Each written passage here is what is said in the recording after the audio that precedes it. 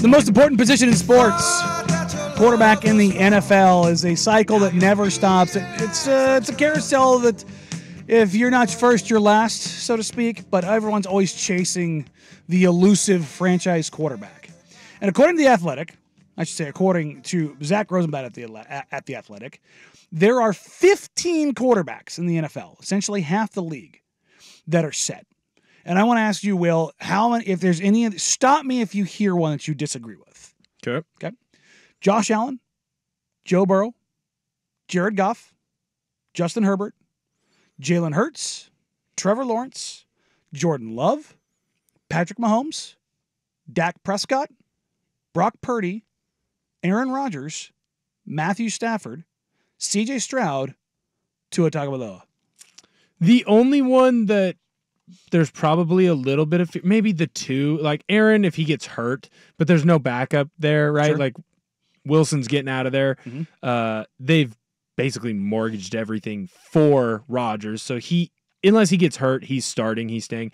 Tua's the other one. I wonder if they struggle at any point in this season, if some blame gets moved over to Tua, because at this point everyone agrees McDaniel, sorry, he's a genius offensive mind. Mm-hmm. His offense has worked. It made Tua great because Tua struggled a lot before he got over there. Weapons galore. But then key moments and big moments, and as the stretch of run of the season goes through, Tua starts struggling. He would be one where if Tua has another season like he had this last one, maybe there's some dismay. Maybe he moves. Maybe if they start the season rough, that could be something that could cost him.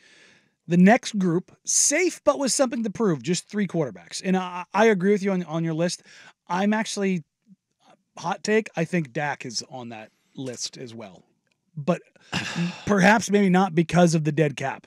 See, and that's where Dak and Hurts get weird, because if Hurts has another year where it's rough, does he get on that list? If Dak has a year where it's rough, does he get on that list? I think he's already on that list. You know what I mean? But Jerry seems to love Dak, and he seems to want the entire team built around Dak. So those are the kind of things where it gets difficult, it gets rough. It'll be interesting.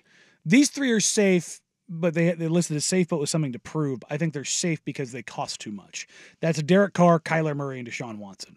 Deshaun Watson is entirely safe because all of his money is fully guaranteed. And the owners love him, right? And there doesn't seem to be a disconnect where Stefanski wants to get rid of him.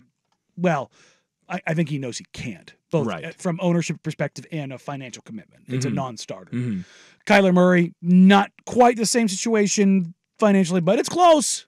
Yeah. It's a lot of guaranteed money. Right. And if it feels like we'll know by the draft, like... I think if they could move on from him, they would. Right. But are you going to go in and where they're at, you're getting the 4th best QB? So it might be one of those things where if they had been that second pick instead of, what are they, 4th, 5th? Mm-hmm. If they had been higher and they had a shot at Drake May or had a shot at Jaden Daniels, maybe that would be somewhere where they leaned. But hey, when you're already in this spot, we can go get Marvin Harrison Jr. We can give him some weapons. There's no reason to move on.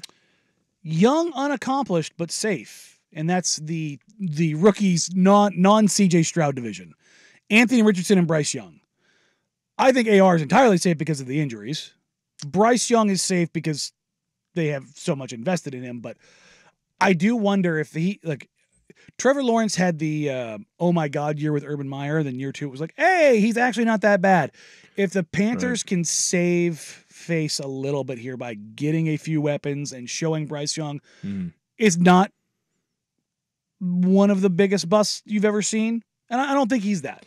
But if he starts stacking up years, and after you gave up all that capital and you lose out on CJ Stroud and you lose out on Caleb Williams, the leverage on that move becomes Sisyphus at that point. You're pushing a rock up a hill that you can never actually get to the top of. Right. The other thing with Bryce Young, too, where it gets really difficult is, has he gone out and performed well? No, absolutely not. But has he been in a position to perform well at all? No, absolutely not. You got rid of his only wide receiver target in DJ Moore to trade up to even have him in the draft. You got to retread head coach who you fired halfway through your year. Think about this. He's going into his 2nd year in the league. He's had 3 head coaches. You have an owner that is meddling in things that he knows nothing about and is constantly in the news for being a big fat jerk. You have an offensive line that has issues. Your defense isn't good. So has Bryce Young come in and have we seen stuff where it's like, wow, okay, yeah, like Bryce Young, he can throw the short pass, or his accuracy is on par with some of the best in the league. He can throw a deep ball. No, but he was never, ever given a chance to succeed. So I'll never be able, like for me, if he has another year, you're right, you might have to move on from him. But do you really think that he's not going to have another year like that? Because there's nothing around him that's successful. And that's what makes it so difficult. Another player kind of in a weirder spot, or in that same position, but lowered expectations both from the franchise and from his draft slot is Will Levis. He's probably safe. The Titans are clearly, this is like a gap year, I think, for the Titans. Yeah. Yeah. The other thing, too, is like there's nothing around. Again, there's nothing around him, but he has shown flashes. Like where Bryce Young hasn't shown any flashes, at least with Levis, it's like, you had 2 games where you're like, right, like there's something here. I see something you're working with. But you also knew going into it, he was going to be a project. Sure. Like he's going to be able to make all the throws. You got to figure out his accuracy for a little bit, and you got to figure out his decision making. This is not a time where you should be trying to succeed. It's almost like I would equate it to what the Blazers are doing with Scoot Henderson. Mm-hmm. I want to see flashes. I want to see the fancy passing. I want to see the big plays. But I'm also not going to come out and crucify you if you have a game where you throw 2 interceptions and you have 150 yards. Because you're trying to do stuff. You're trying. Yeah. You're trying. On the to-be-determined list, the Giants quarterback, Daniel Jones, and the Seahawks quarterback, Geno Smith, which leads into 9 other teams: the Bears, Broncos, Bucks, Commanders, Falcons, Patriots, Raiders, Steelers, and Vikings. So 9 to 11 teams that have legitimate questions about their quarterback play. Yep.